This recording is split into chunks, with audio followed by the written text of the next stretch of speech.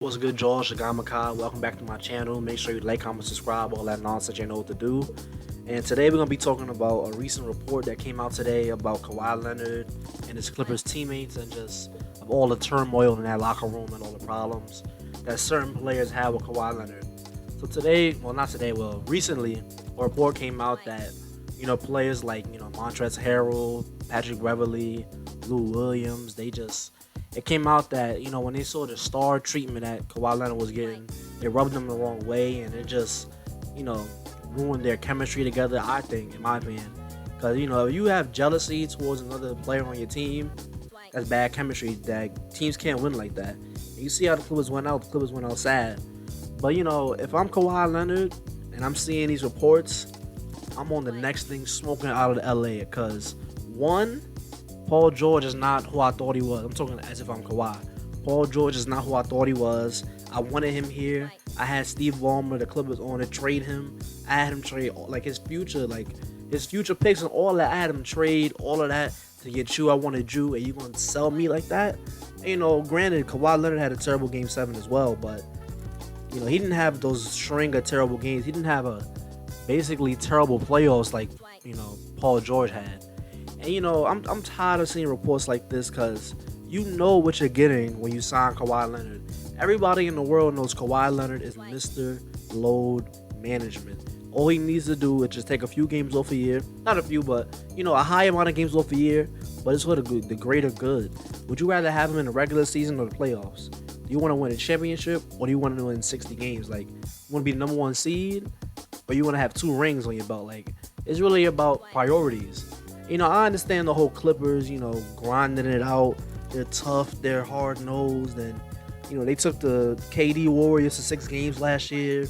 They work hard, they play hard. Everything about them is just, work and work ethic and practice and just being rough and just gangster. But at a point, it's like, you saw what happened in Toronto. At first, there was problems with him load managing. Then they got over it, and look, they got a championship now. What people don't understand is that Kawhi has a condition in his knee. I don't know if it's arthritis or I don't know exactly what it's called, but he has a condition in his knee that's never going to heal. So it's always going to be a problem. So by him load managing, he stays better for the playoffs. And I don't know why it's so hard to understand. I'm pretty sure Kawhi is telling these people oh, I can't play all these regulars. I can't play 82 games and then go on a whole championship run because it's going to be bad for my knee. And I don't know why Patrick Beverley always got something to say because he talks like he's the best player. He talks like Kawhi is supposed to talk. That's the sad part. He always got something to say. And for a guy who doesn't really do a lot, he missed a lot of games. He was injured a lot of the season. He's not scoring a bunch. He plays great. All right, granted, he plays great defense. He's not there to score. He's there to play defense. But you got to realize, who do you want more, Patrick Beverley or Kawhi Leonard? Who do you want more, Lou Williams or Kawhi Leonard? Who do you want more, Montrezl Harrell or Kawhi Leonard? So if I'm Kawhi, I'm saying something's got to give.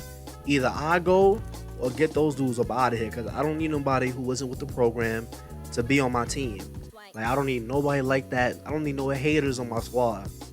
And I do blame Kawhi Leonard and Paul George for getting Doc Rivers fired, honestly. Because Doc Rivers, while he didn't coach them well, because you got to realize, a big part of coaching is, being a leader for your team, managing egos. So as Doc Rivers, if you can't, tell, your role players, your core guys from the year before Kawhi came, if you can't get them to buy into the load management thing, then you're not really doing your job because the coach is supposed to be the leader. That's who's supposed to be the true leader off the court, I should say. He's supposed to get his guys in check. He's supposed to pull them to the side, look, I know it's annoying, but Kawhi's the guy. He's going to take us to the promised land, and we need him to win a championship. Because there's no way that, there's no way Phil Jackson is letting that happen. There's no way Eric Spoelstra is letting any, discontent and hating going on in his locker room.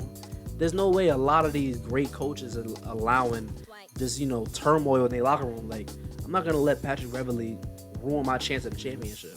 So, maybe they could work it out, or maybe this report was far-fetched. Maybe it was a little, what's the word? A little dragged out, a little, not true maybe. A little, no, a little exaggerated. Maybe it was a little exaggerated. because maybe they weren't hating, but by the way this report looks, it looks bad because like these NBA players see everything. Kawhi don't have social media, but somebody's gonna show him, somebody in his camp, and they're gonna tell him, look, these three guys wasn't on your side, and they were jealous of you. And another thing, why does people be so? Why do NBA players be so surprised when the better players get better treatment? That's just how the world works, and that's how the NBA world works. Because you got to realize, LeBron James is not gonna get the same treatment as Jose Calderon. It doesn't make any kind of sense. You want Carmelo Anthony to be treated the same as Alex Caruso? Do you want Damian Lillard to be treated the same as JaVale McGee? It doesn't make any kind of sense. Maybe if y'all were, more talented, more better, then y'all would get the perks and, the superstar treatment that Kawhi has earned. Yes, earned. He didn't just get this out of nowhere. He didn't wake up one day and start, getting all this special treatment. He earned it. He's a 2-time champion, 1-time Finals MVP. No. 2 times Finals MVP. He earned it. Y'all didn't do nothing to earn this. Y'all were just a tough team that took the Warriors to 2 games. Y'all been chirping ever since. Patrick Beverley, he really gets on my nerves, man, because like all that talking he does, and then he don't back it up. Lou Williams had a terrible playoffs. Terrible. When he came to the bubble, it just wasn't a good experience for him. And you could tell a lot of those Clippers guys did not want to be there. And in my opinion, Lou Williams has no place to talk. Montrezl Harrell has no place to talk. Like none of these. Patrick Beverley has no place to talk to Kawhi Leonard because Kawhi did everything he could. It's not his fault that Paul George, Lou Williams, Montrezl Harrell. It's not his fault that they lost, because when you have a bunch of guys not doing their jobs, Lou Williams' only job is to score. He has one job: score the basketball, give us some points off the bench. That's all we're looking for you. That's all we're looking from you. And Montrezl Harrell won 6th Man of the Year. He's supposed to be this great defending big man.